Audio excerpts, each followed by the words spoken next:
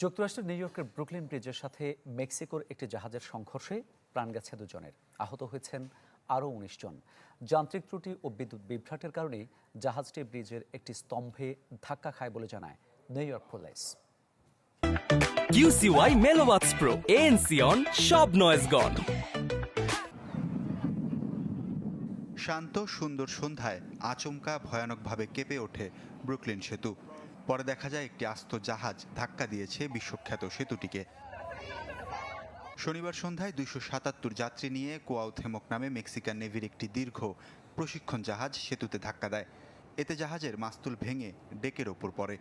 মাস্তুলের ওপর দাঁড়িয়ে থাকা কয়েকজন গুরুতর আহত হন। ব্রিজের কোনো ক্ষতি হয়নি বলে জানান নিউ ইয়র্কের মেয়র, তবে জাহাজটির বেশ ক্ষয়ক্ষতি হয়েছে বলে জানায় মেক্সিকান নৌবাহিনী।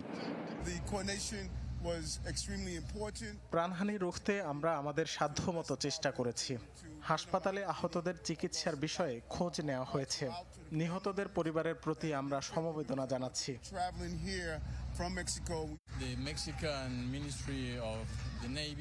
মেক্সিকান নৌবাহিনী আহতদের প্রত্যেকের খোঁজ খবর নিচ্ছে, তাদের পরিবারের সাথেও যোগাযোগ রাখছে। এমন দুর্ঘটনা সত্যি অনাকাঙ্ক্ষিত এবং কষ্টদায়ক।